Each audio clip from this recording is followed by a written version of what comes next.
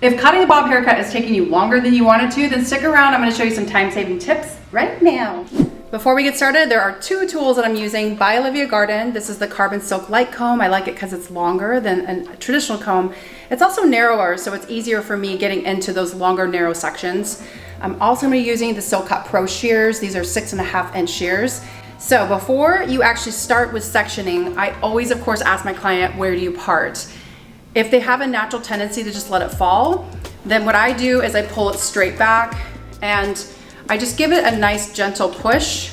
Wherever it splits, I let that fall where it goes. A lot of times it's dictated by the cowlick or whorl in the back of the head, which everyone tends to have.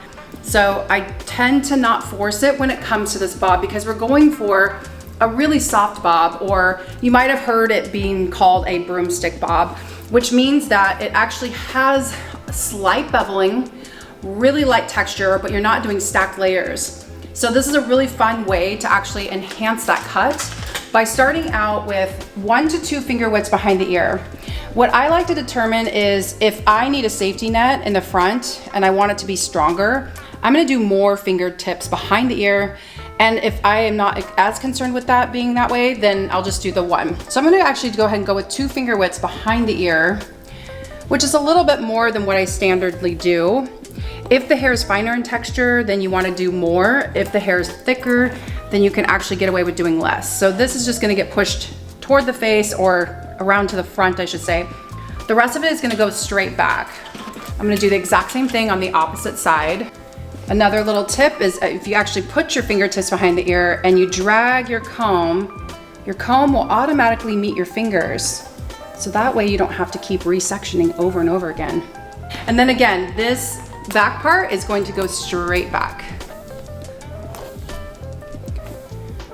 Now I'm treating this as if this is a normal client that's coming in to see me that says, hey, I loved my cut. I want to go a little bit shorter. I want the line to look a bit stronger, and I want to start growing out my fringe. Like, we hear that a lot, right? So I'm going to show you exactly how I handle that. I'm going to go through the back and follow the perimeter. And while I do this part, I'm actually going to lift her up, because what I'm going to do is when I'm working behind the chair, I stand with my client because I want to see eye level with my client. It's really important for this part because when you're looking eye level, you get away from having to cut over and over again because you can actually see eye level with them. But people have a tendency when they're sitting in their chair to get relaxed and they kind of like sit to the side or they're crossing their legs. So if they're standing with you, then you just have less room for error. So for this part of the cut, you actually want to square your body off to the head, and you want to make sure that you are using less tension for this type of look because I'm going for a softer look. So I'm actually going to gather the hair first into smaller pieces starting from the very center. I'm going to pick the center up with my shears. I'm going to drop it into the comb, tap it in with my shears, and I'm going to drag it straight down toward the ground. And I'm going to take all that off in one go. Really take your time with this. This is no rush because this is the most important part of the cut. Don't worry if some of these hairs don't make it in, which I see people do often. They just want to focus on getting that perfected. Get your line in first and perfect later. When you're using the comb, you want to make sure that you're bringing the comb square to you, not rounding the comb unless you want to go for a rounder shape. But we are going for a traditional soft broomstick bob, so we want to make sure that we're squaring this off. Okay, one last time. I'm going to collect this down, scoop my scissors back around the back, reverse my comb, tap it in with my shear, and then I'm going to drag it straight down, correct my comb to make sure it's squared off, and then I'm going to cut that. Again, if these pieces don't make it in, don't even worry about it. You have enough that you can actually trace through those lines, so you have a solid perimeter now. I'm gonna have her tip her head forward. This is where you can have your client tip her head forward. And again, zero tension. All I'm gonna do is take my comb with the finer side of the teeth, drag it straight down. My fingers go over the top, and I'm gonna trace back over that spot that I just cut. It's really important when you're doing this part that you are only tracing back through the cut that you initially made. You're not making a brand new perimeter. For this part of the cut, I'm actually gonna over direct that hair over the top of my finger, and I'm gonna cut over my finger. The reason why is because when the neck rounds, if you go over the neck here, you're gonna end up cutting that shorter than what you want. So once you get to the sides here where that neck starts to dip in, make sure that you grab the sides of your corners and bring it toward you and square that off. So we're gonna drag it down. Fingers are the top of your section. Clean that up with your shears.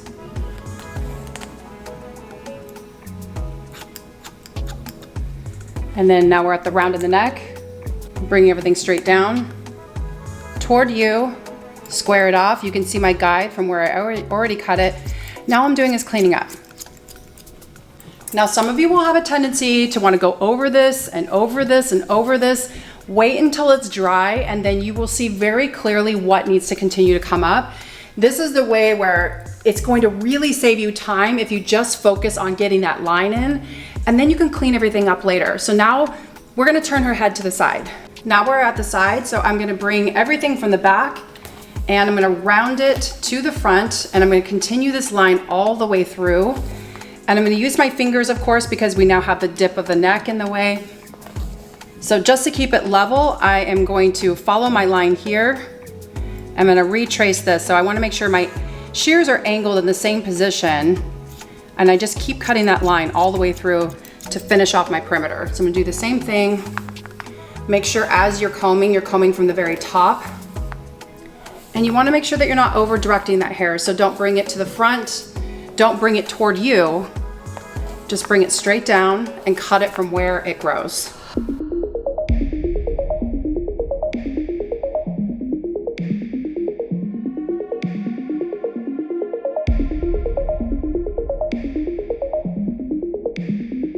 This is also the hard part around the face. Most people have a tendency to bring it toward the face here. So again, you just wanna make sure that you are bringing it to the side of the head. So you wanna over direct that slightly, so that way you are keeping your square shape intact. That's gonna keep you from having this like hole here that can happen with bobs sometimes. So we're gonna repeat the exact same thing on the other side. So again, I'm gonna take this hair that was over directed to the back, and we're gonna round that out. That is gonna be my guide to continue on through the sides. Combing everything straight down. You can see the line that's already been created, and I'm just gonna trace over that line. We're gonna mimic exactly how that shape is in the perimeter.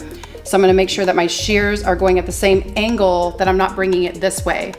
A lot of times our eyes can play tricks on us and we end up rounding that corner out too soon.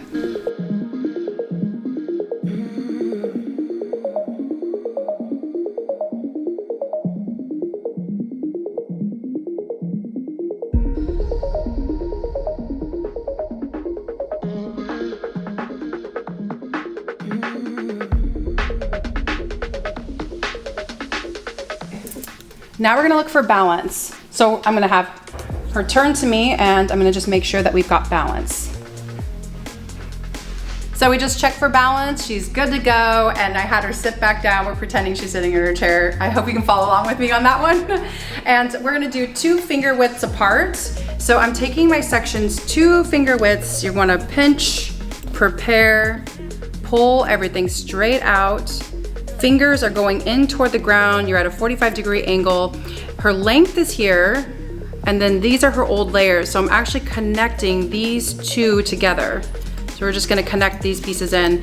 If it feels like you're not cutting very much, then you're on the right path here, because we're really wanting to go for softness on the edges. We're getting rid of that really blunt look, and we're doing a slight bevel so that way it doesn't flip out on her when she dries it. So we're bringing everything again straight out. Fingers pointed into the ground, and we're connecting the bottom into the top. So we're just reinforcing that interior line at a slight 45-degree angle.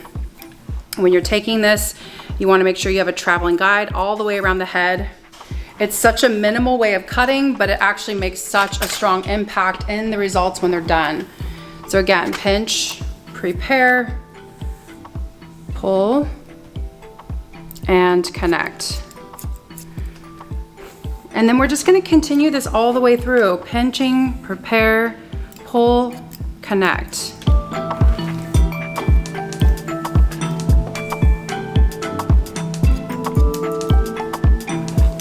A way to keep things organized is just to make sure that you're using those 2 finger widths wide. Go more narrow if you have a thicker head of hair and you can't see your old guide. This is something that it's supposed to help you save time because it keeps all your sections organized. Since everything is cut on the vertical, you don't have to worry about disrupting horizontal lines. Now we're getting closer to the ear, and this is where I will actually start to change, regroup. I'm gonna dress the sides now in about 2 different sections, and then we'll be done. There's a long one right there, we'll get that. And then this is my last section. Through here. Great, okay. Now that we've finished our connective piece with that 45-degree interior angle at the base, we're actually gonna do a bit of a cross check. So the way I like to cross check is, number 1, pull everything straight back and see if your sides connect. So you're gonna pull everything straight back, bring it all the way up. So you're gonna collect everything. You can use a wide tooth of your comb for this part because it's quite a bit of hair. And you're gonna see a little tail in the center, and that is where, you know, she has more of a side part. So I'm actually gonna connect these 2 together. That way, if she changes her part line, you don't have to worry about that. Now I'm gonna continue this all the way through the sides, and I'm gonna bring the top and the sides together, drag everything straight back. We're connecting the top and the sides together, and you're gonna see a little bit of a tail on that side as well. So we're connecting that corner in. Same thing through the other side here.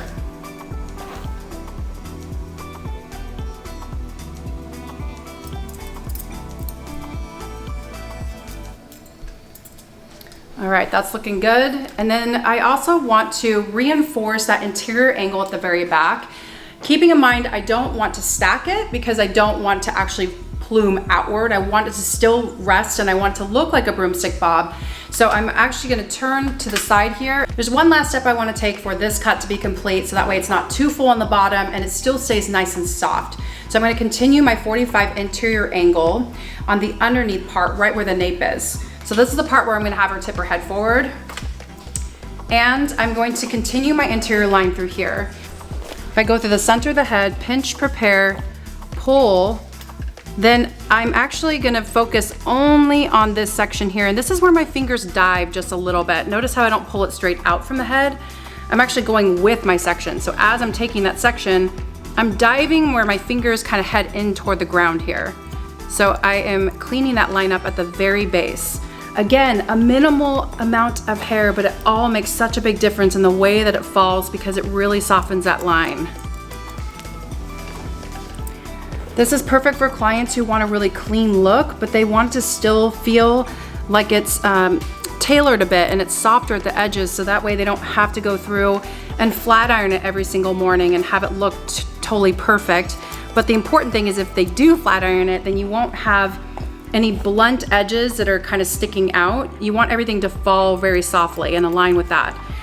The other important thing is the grow out. If you go with this type of cut, the grow out is significantly more forgiving, and that will let her go a little bit longer between her cuts. She's gonna be happier with the cut in general, and it's gonna have more variety, more versatility in the way that she can style it. I'm finishing that square part. So everything that is on top of the ear, I'm pulling back toward that center section and just going a little bit deeper interior with that line. Remember what I was saying at the very beginning, how we can clean up the edges when it's totally dry? That's what we're gonna do now. So we're gonna go ahead and get her blow dried, and then we're gonna finish with the dry cut.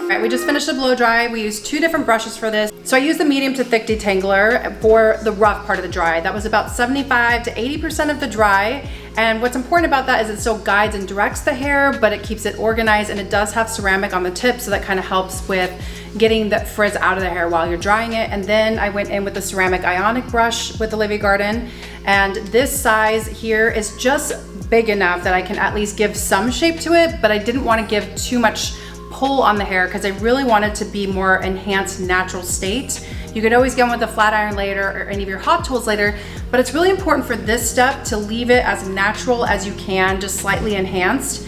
Remember what I was saying at the very beginning of the haircut, I wanted to blend in her fringy bits. She wants to grow those out.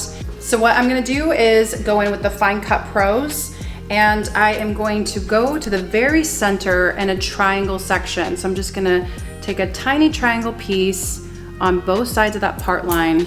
I'm gonna drag this straight forward toward her nose, add an elevation, and I'm gonna keep my fingers in that 45-degree angle. So I'm actually gonna follow that 45-degree angle. And then I'm going to lightly nip in to the weight line of this with those Fine Cut Pros. And then I'm gonna drop that down. That's gonna just help lighten this up without actually cutting the length, because when somebody wants to grow their length, every little centimeter counts. So we wanna make sure that we're just gonna keep that length, but we're gonna lighten that length up. As we get to the ends here, you can see that other heavy point. So I'm gonna do the exact same thing. I'm gonna take the ends of that old fringe, drag it straight up, over direct it toward her nose. Any long pieces, I'm just gonna push that out of the way for now. And I am going to slightly lighten that section up at the top, point cut in with those Fine Cut Pros, and then I'll do the exact same thing on the other side. The reason why I tackled the very front and the end of that old fringe is because I wanted just to lighten it up so that you don't see that grow out quite as much. It feels fresh still, but then she's still not compromising any of that length. And now that just can cascade through. She can still style how she wants to. She can over direct it, turn it, curl it. She can flip from side to side if she wants to. So that doesn't change anything in the way that that cut's gonna look.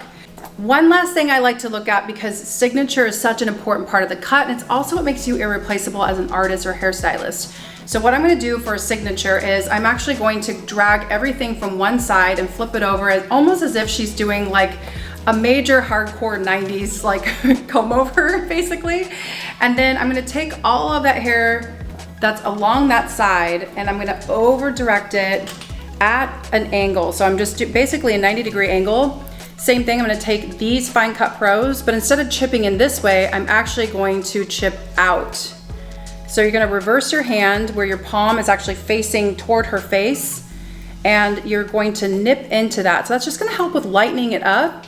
But what it does is when you flip it back to where it was before, again, you're not compromising any length, you're just going to lighten up these edges a bit. So if you look at it from the side, you can see like, okay, she's got a blunt line, but it almost looks like she's got some soft layering in there, but you can't tell where it starts and stops. And remember, I didn't use a hot tool or anything fancy. I just enhanced that natural texture. So she does have that nice textured ends, and that's why we call that the broomstick bob, because it's really soft and beveled on the ends, but you don't see any stacking. We're gonna do that same thing on the other side.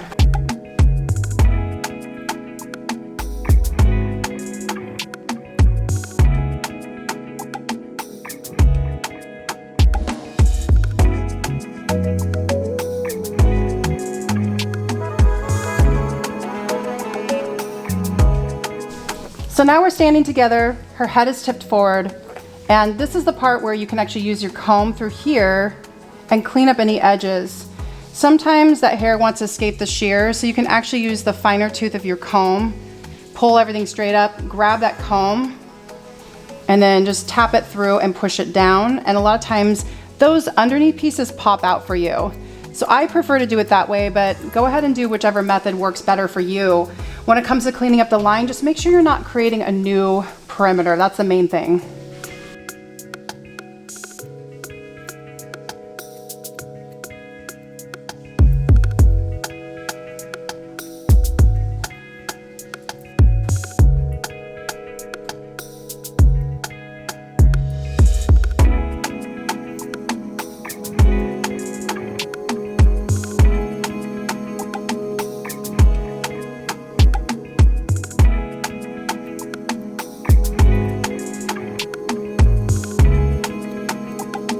This is the part where I'm going to encourage you not to be an overthinker, because I have worked with so many different types of students and hairstylists that they go through and they resection. Trust that when you have it done, it's done, because hair moves, you know? And so unless you're going for a very blunt bob, which is not what we're going for today, then make sure that you are just going through your line, and if you have a strong enough perimeter, then you're good. And so this is kind of one of those examples that I want to show you here. So if I'm going through my perimeter, for example, and I'm retracing everything, and if I don't see anything that I need to cut through here, that's good. You don't need to necessarily go through. And so sometimes what I see happen is that people will go through and retrace steps that they don't need to. So if you don't see anything, that just means you caught it when it was wet and your cut is good. So just trust that process. So I hope you found value today, and you can bring some of these tips with you into the salon. Try these out, and once you get this down, you should be able to do this cut in anywhere between 10 and 15 minutes, depending on the density. So this allows you to work smarter, not harder, and make sure that you look into the description below. We'll have some more information on the tools we use today. I'll catch you next time.